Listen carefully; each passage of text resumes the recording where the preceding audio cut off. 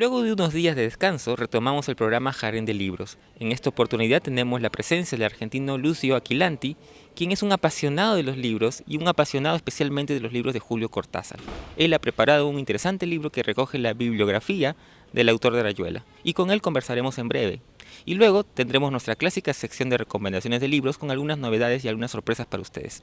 Así que amigos, sin más preámbulo, nos dejamos con la entrevista a Lucio. Amigos, estamos aquí en Barranco para conversar con Lucio Aquilanti, que es un librero y además un apasionado de la obra de Julio Cortázar. Y justamente vamos a hablar a propósito de la presentación aquí en Lima de su libro Todo Cortázar, Bibliografía. Cuéntame, para empezar, ¿cómo surge tu interés por Cortázar como lector, digamos? Me imagino que es primero, ¿no? Por supuesto, llega primero como lector, creo que del mismo modo al que le llegó a cualquier lector de Cortázar, porque es muy común realmente en quien ha leído Cortázar, especialmente en su juventud, y esto no quiere decir que Cortázar sea un escritor para jóvenes, pero quienes lo hemos leído en nuestros primeros pasos en la literatura, sentimos inmediatamente una aproximación no solo a la obra, sino al autor también. De algún modo nos amigamos con el autor. Cortázar permite no solo esa gran admiración que uno siente luego de leerlo, sino que permite sentir esa calidez humana del autor. Todos los que leímos Rayuela tuvimos la inmediata necesidad de buscar una maga para tener como compañera. Con el tiempo no, con el tiempo uno se da cuenta que quizá la maga no es la mejor compañera que uno quiere tener, ¿no? Una madre que abandona a sus hijos y demás, pero sí buscamos esa magia en nuestra compañera de la vida.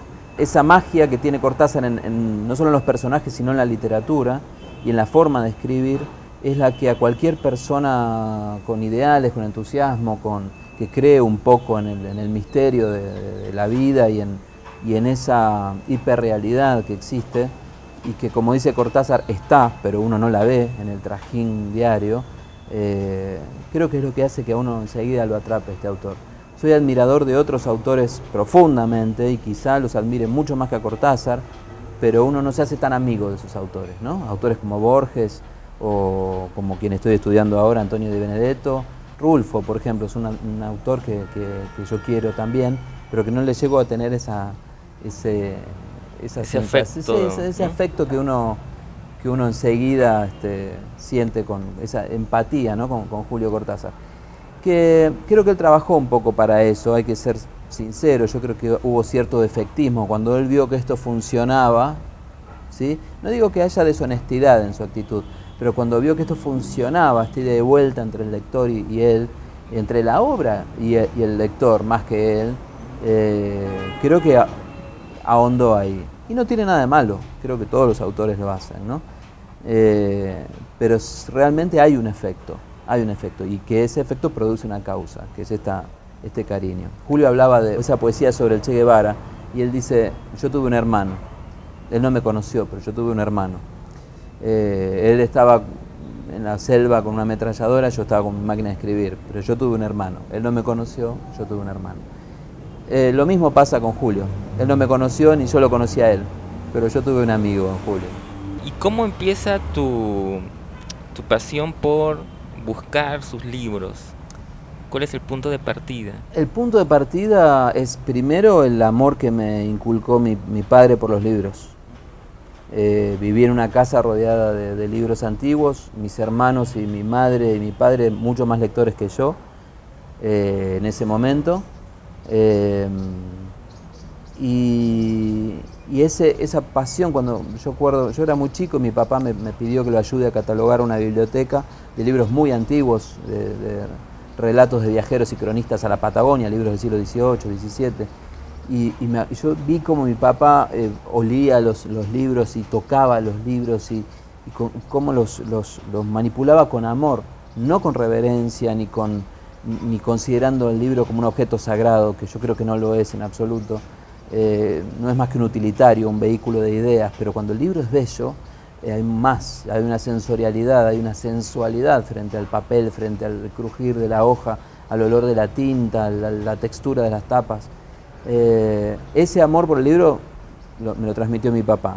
el amor por la literatura, toda la familia. Y luego cuando empecé a trabajar como librero anticuario y ver la pasión de los coleccionistas, y bueno, en esa época, yo muy chico, a los 18 años, compré Los Reyes, que es el primer libro de Julio Cortázar, firmado como Julio Cortázar, perdón, porque tiene un libro anterior que es Presencia, que está firmado como Julio Denis, pero yo conseguí este libro, Los Reyes, un poema dramático muy lindo sobre la historia de Teseo, Ariadna y el Minotauro, que él la invierte, léanlo, así no les cuento el final, y compro ese primer ejemplar, 600 ejemplares en esa edición, ilustradas por Oscar Capristo, un ilustrador argentino, en la tirada especial, un libro precioso, y estaba dedicado por Julio Cortázar a un poeta argentino que se llama Alberto Salas. Cuando compré ese libro, que me acuerdo que me costó mucho dinero, realmente yo no, el librero que me lo vendió no pensó que yo lo iba a pagar, y yo saqué todo el dinero que tenía y lo compré, me di cuenta que me había transformado en un coleccionista. Me di inmediatamente cuenta, porque me senté en una plaza y lo leí en una sentada, y porque me temblaba el libro en las manos, y porque entendí que tenía que comprar toda la obra de Julio Cortázar en primeras ediciones. Como una revelación. Sí, fue una epifanía, sí. Y entendí el coleccionismo, que nunca existió en mi casa. Mi papá no fue un coleccionista, tenía una gran cantidad de libros. Mi mamá también, mis hermanos eran lectores, pero ninguno era un acopiador de libros, ni tenían un norte en una colección. Con los libros fue toda una revelación, porque aparte del amor por la literatura y por la historia latinoamericana, me di cuenta que era lo mío, y que el papel que había nacido para eso, ¿no? No solo como librero, sino como coleccionista también. Y sí entendí inmediatamente que, por ejemplo, con Cortázar faltaba una bibliografía, faltaba un libro como este. No había el álbum de figuritas para poner las figuritas que uno iba buscando. Entonces dije, bueno, tengo que hacer ese álbum. Pero ese álbum llevó 27 años. Empezó la colección hasta que un día, en el año 2000 más o menos, 2010 aproximadamente, Federico Barea, que es el coautor del libro, me intimó a trabajar juntos y me conminó, ¿no?, para que nos pusiéramos manos a la obra en fabricar esta biobibliografía, sobre todo la bibliografía. La biografía ya era algo que corría por mi cuenta y que tenía más interés yo, pero la bibliografía trabajamos denodadamente entre los dos para conseguir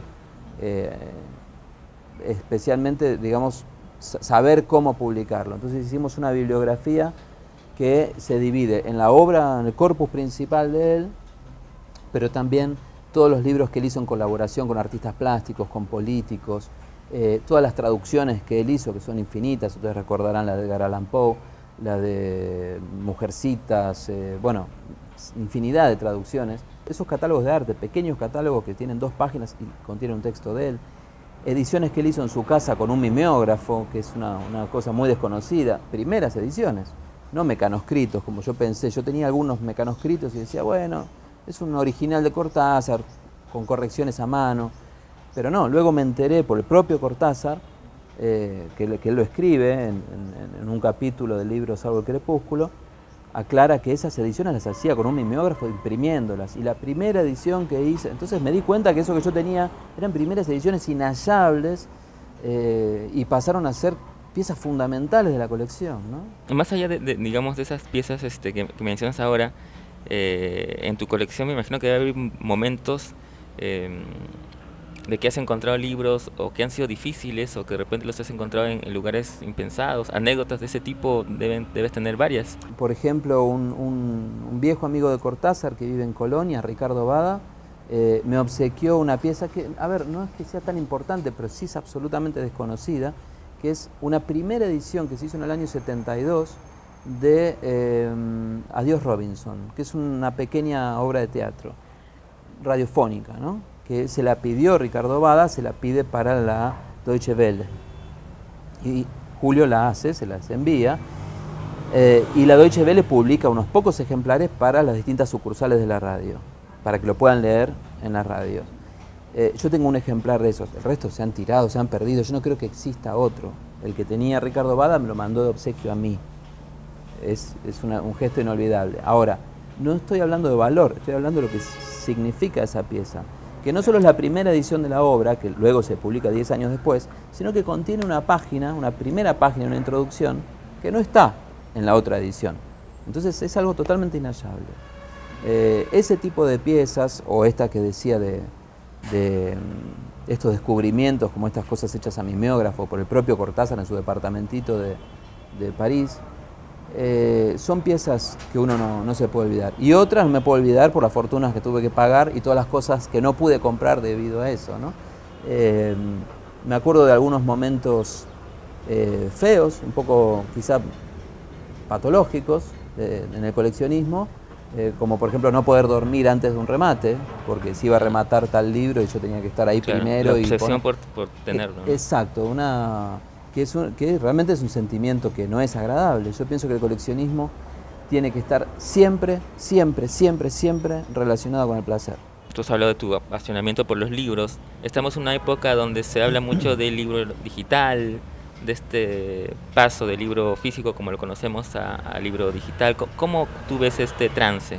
El libro tiene miles de años y siempre se hizo del mismo modo, ¿no? Bueno, no hablemos de las tablillas de cerámica o de piedra o el papiro, sino hablemos del libro, cuando se empieza a coser con pliegos y se empieza a imprimir, y siempre es rectangular, y el 99% de los libros tienen este formato vertical, y en cuanto me lo hacen así, ya me complica un poco, no sé cómo ponerlo en la biblioteca, alguien va a inventar un libro redondo y ya me molesta. Este es el formato del libro, y me parece que hay que tratar de conservarlo. Tener esto en la mano es una cosa para mí que no se reemplaza con tener un teléfono, una tableta o un ebook, no, para nada.